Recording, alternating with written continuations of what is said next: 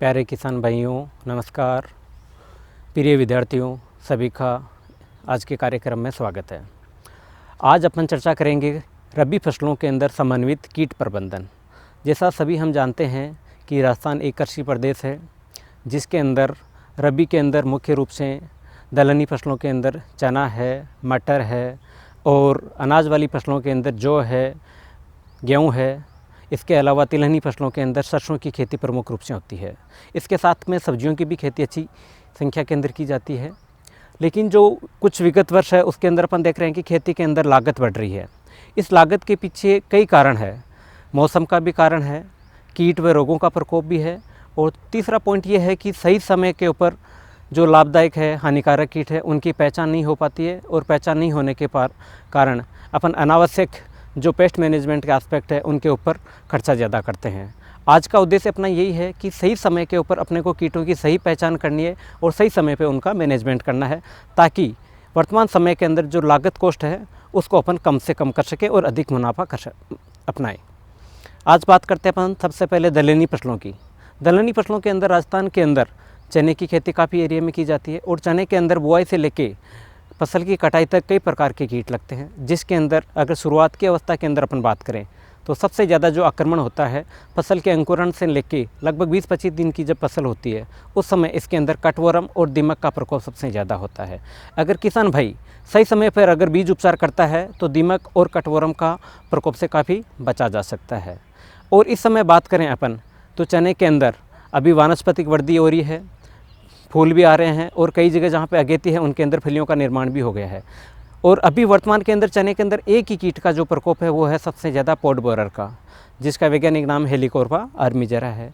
विद्यार्थी, किसान भाई और जो भी खेती से जुड़े हुए हैं वो आराम से इस लट की पहचान कर सकते हैं। जैसे ही आप जाएंगे चने के खेत में तो इस समय वर्तमान में आप देखेंगे तो चने की जो टहनियाँ है ऊपर से हल्की सी खाई हुई दिखती है, नीचे हल्के से पत्ते दिख जाते हैं कटे हुए, तो आप देख सकते हैं कि उसके अंदर लट लगी हुई है, हरे रंग की लट है।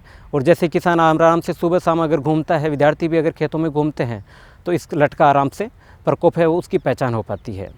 इस समय सबसे ज़्यादा ध्यान देने वाली ये चीज़ें हैं कि इस समय खेतों के अंदर लट है उसका आक्रमण है वो कम संख्या में है और जो लट है उसका आकार भी बहुत ही छोटा है। लेकिन इस समय किसी भी प्रकार के कीटनाशक का प्रकोप या छिड़काव नहीं करना है, प्रयोग नहीं करना है, क्योंकि इस समय जैसे खेतों में देख रहे हैं इस समय बगुले खेतों में खूब है। इन लस्ट को खाने वाले जो परभक्षी पक्षी है वो भी काफ़ी संख्या में है, इसके परभक्षी कैम्पोलेटिस है वो भी है। तो कीटनाशक रसायन है उनका प्रयोग बहुत ही कम और सही समय पर करना है। अब दूसरी बात अपन करते हैं, इस समय गेहूँ जो है उनके अंदर अगर बात करते हैं तो कहीं कहीं दीमक का आक्रमण दिखता है। और विद्यार्थियों, किसानों सबको पता है कि जैसे ही अपन खेत में जाते हैं तो अगर दीमक का प्रकोप है तो गेहूं की फसल दूर से आपको कुछ जगह पे सूखी हुई दिखती है, तो उसके अंदर भी उस चीज़ का भी ध्यान देना है। अगर तिलहनी फसलों की बात करें अपन तो तिलहनी फसलों के अंदर सबसे ज़्यादा आक्रमण इस समय मोइला का है, एफिड का आक्रमण इस समय सबसे ज़्यादा है। और ये आक्रमण अब देख रहे हैं वर्तमान के अंदर थोड़ा सा कभी तापमान ऊपर है कभी नीचे है, कोहरा भी आया हुआ है, बादल भी है, मावठ के भी आसार है। तो इस समय सरसों के अंदर सबसे ज़्यादा है वो मोइला का प्रकोप है। आप देखेंगे मोइला के अंदर कई प्रकार की स्पेसीज है इस समय, जिसके अंदर लिपाफिस एरिसेमी सबसे ज़्यादा देखने को मिलती है सरसों के अंदर, जिसका आपका हल्का सा हरा पीला रंग है। और सबसे बड़ी चीज़ ये बात आती है इस टॉपिक में, सबसे बड़ी चीज़ ये है कि वर्तमान के अंदर लागत को कम करने के लिए दो चीज़ है कि जो अपने परभक्षी है, चाहे वो कीट हो, पक्षी हो, सरीसृप से रिलेटेड मेंढक है, छिपकलियाँ हो, उनका संरक्षण करना है। क्योंकि वर्तमान समय के अंदर इन कीटनाशकों के अंधाधुंध प्रयोग करने से इनकी संख्या है वो बहुत ही कम हो गई है।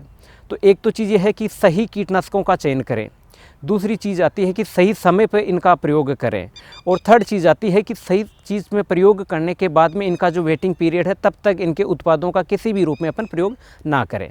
अब बात करते हैं अगर रस चूसने वाले कीट है जैसे मोइला है, थ्रिप्स है, विभिन्न प्रकार के पेंटेड बग्स है या मिली बग्स है, अगर इनका कहीं पर भी प्रकोप होता है तो इनके लिए जो कीटनाशक आता है सबसे पहले जो प्लांट प्रोडक्ट्स है या जैविक है, वर्टिसिलियम है, नीम आधारित कीटनाशक है, उनका सही मात्रा में प्रयोग करें। दोपहर के बाद में इनका प्रयोग करें।